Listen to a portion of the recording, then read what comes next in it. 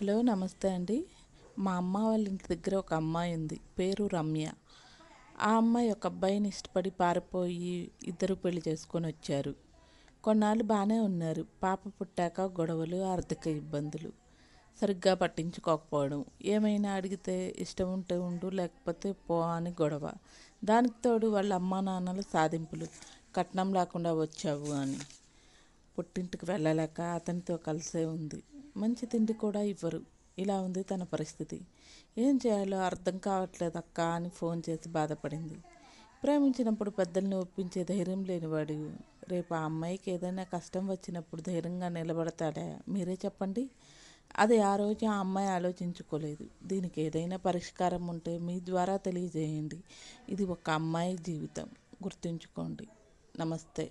Malleswari.